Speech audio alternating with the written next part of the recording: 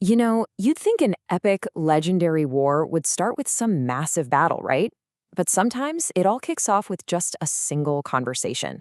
A quiet, almost sinister moment where one emotion gets twisted into something else entirely. Today, we're exploring that exact moment when a powerful king's rage was expertly manipulated into a fatal obsession. So yeah, we're about to break down the psychological pivot that really sets the entire Ramayana in motion. It's this one conversation, this single shift in focus that becomes the spark that's going to eventually burn kingdoms to the ground. All right, so our story begins when a messenger arrives with some pretty terrible news. But here's the thing. This isn't just your report. Oh no, this is a carefully crafted performance, and it has a very hidden agenda. So picture this. Way out in the golden kingdom of Lanka, you've got the mighty 10-headed king Ravana just sitting on his throne. He is at the absolute peak of his glory, of his power. And he has no idea, literally no clue, that his entire world is about to be turned upside down by the person walking into his court right now. And it's his sister, Shurpanakha, who bursts in. She doesn't just report what happened, she performs it. Every word is chosen for maximum impact, attacked, humiliated.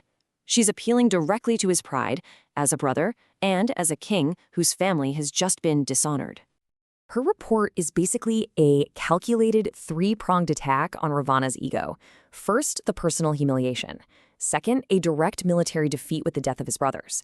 And finally, a plea for vengeance. This is the fuel. You can just imagine Ravana's eyes blazing with fury. His first instinct is just pure righteous anger.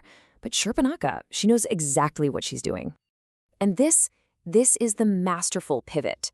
Shurpanakha can tell she has his attention. She sees the fire of his rage, and now she just redirects it. She shifts her story from one of revenge to one of temptation. Notice the change in tactic here? She stops talking about her own pain and starts talking about something Rama has. Suddenly, the mission isn't about avenging her anymore. It's about a prize to be won. She masterfully introduces Sita, not as a person, but as this object of unparalleled beauty, one totally worthy of a king like Ravana. And just like that, Ravana's motivation completely flips. It goes from revenge to possession.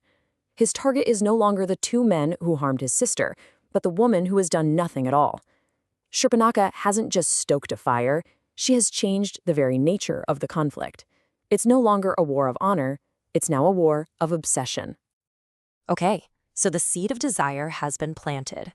Now we get to witness the moment it starts to sprout in the, dark soil of Ravana's pride, twisting into something monstrous that is going to seal his fate. Let's be really clear here. What Ravana feels in this moment is not love. It's not admiration. It's a dark, burning need to own, to acquire, to possess. Sita becomes the ultimate symbol of what he believes he is owed, the most beautiful thing in the world, which, of course, must belong to him. This is it. This is the point of no return. It isn't a wish or a hope, it's a declaration of intent, a passing thought just solidified into a fixed purpose, and the fate of his entire kingdom is sealed in this one simple, arrogant statement. An obsession like Ravana's can't just stay a thought. It demands action, and his first act is to bend others to his will, no matter what the consequences are. He summons Maricha, a demon with the power of illusion. But Maricha isn't just some pawn here. He is the voice of reason. Having faced Rama before, he knows the true power they are about to provoke. He's basically Ravana's final chance to turn back. Maricha's warning is just chillingly direct. He's not just saying it's dangerous, he's saying it's destined to fail. He identifies Rama as a force of nature meant to destroy evil. I mean, this is a crystal clear prophecy of their own doom, delivered right to the king's face. But Ravana's obsession has made him totally deaf to reason. There is no debate, no consideration. There's only his will. His roar of, "I command you," is the sound of tyranny just drowning out wisdom. His pride simply cannot accept a warning, especially one that suggests someone else is more powerful than he is. And with that, the debate is over.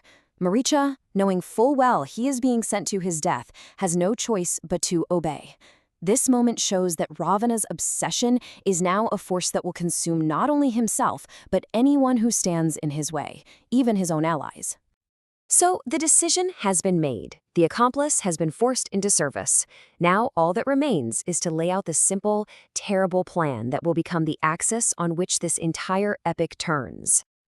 And the plan is deceptively simple. Maricha will use his power of illusion to become a golden deer, luring Rama and Lakshmana away. Once Sita is unprotected, Ravana will seize his prize. Each step is a domino, perfectly placed to bring about a catastrophe.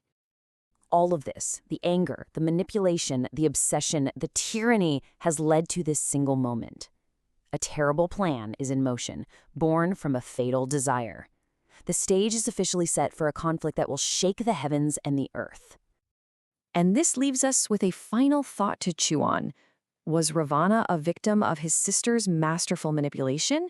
Or did her words simply give a voice to the darkness that was already festering deep within his own heart?